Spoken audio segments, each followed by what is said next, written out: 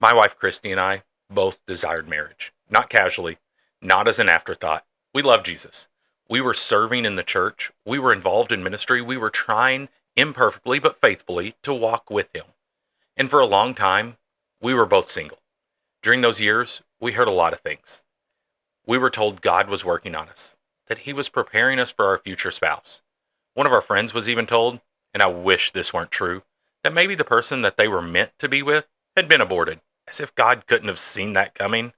But yeah, they were told that to their face. We were told that there aren't many unmarried people left at your age, which is a polite way of saying maybe you should lower your standards. And when that didn't work, many people in the church tried to help in another way.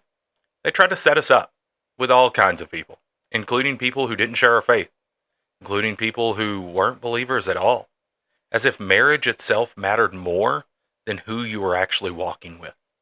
Christy was told that men were intimidated by her independence. And both of us were told, in different ways, that God knew we weren't ready. Not that timing is mysterious, not that life is complex, but that something in us still needed fixed. And here's the hard part. None of that came from people who were trying to be cruel. It came from people trying to explain something they weren't comfortable leaving unexplained. Welcome to Grace in the Grind. This is an off-the-clock episode, a between-seasons pause, a space to slow down, to listen carefully, to let Scripture, not assumption, set the tone. No fixing, no timelines, no pressure. So grab your coffee, take a breath, and let's begin.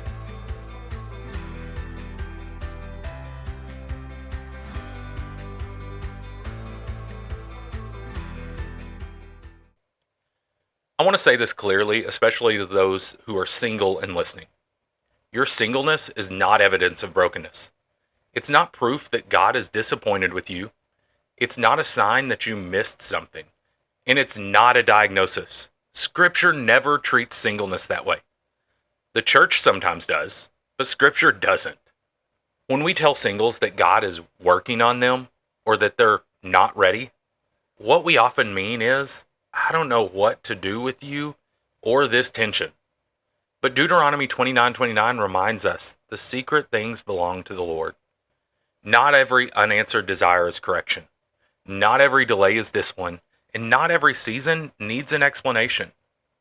When singleness comes up in Scripture, many Christians point to Paul and say, well, that's just Paul. But Paul does not speak casually or apologetically about singleness. In 1 Corinthians 7:7, he says, I wish that all were as I myself am, but each has his own gift from God. Paul calls singleness a gift, not a gap. Later in 1 Corinthians 7:32 through 34, he explains that singleness allows an undivided focus on the Lord, not better devotion, but freer devotion.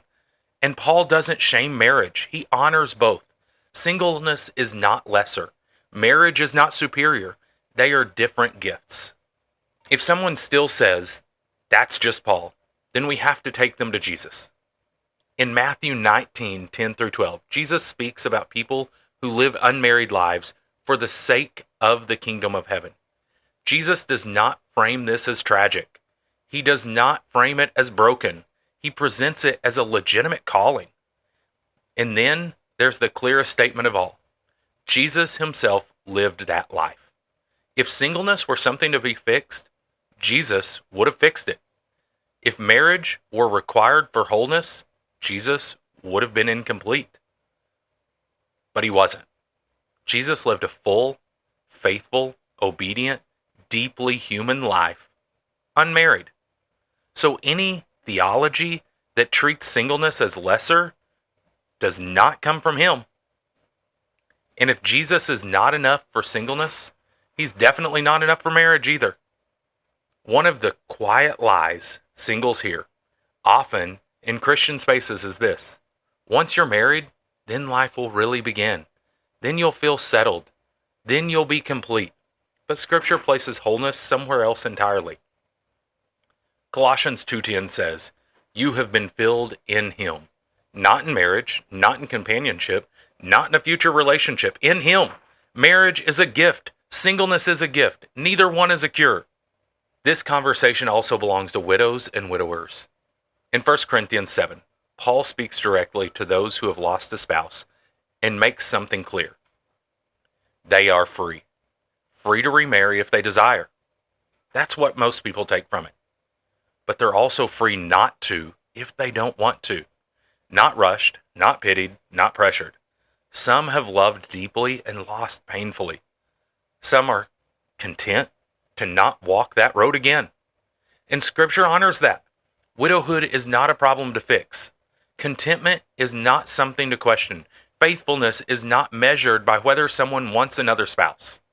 It's okay to desire marriage. It's okay to hope for it. It's okay to seek it wisely and faithfully. Longing is not unspiritual, but marriage was never meant to be the center of the faith. Jesus is. Whether single and longing, single and content, widowed and faithful, or married and trying to love well, your life is not on hold. Psalm 16:11 says, "In your presence there is fullness of joy." Not partial joy, not future joy, fullness now. And now I want to speak gently but clearly to the church, especially to those who are married. Most of the pressure singles feel does not come from culture. It comes from us, from assumptions, from comments, from prayers that assume something is missing. When we treat singleness as something to fix, we're not helping singles. We are quietly contradicting Scripture.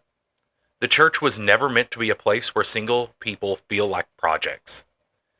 It was meant to be a family. If Jesus could live a full unmarried life, then the church should never treat unmarried believers as unfinished. So today, there's no advice to follow, no timeline to manage, no version of just wait to endure. Just truth. You're not broken. You're not behind. And you're not forgotten.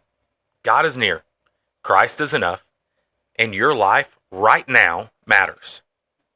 And if you haven't followed the show yet, go ahead, follow today, and you'll know when the next episode is ready. Until then, keep your coffee strong and your faith stronger.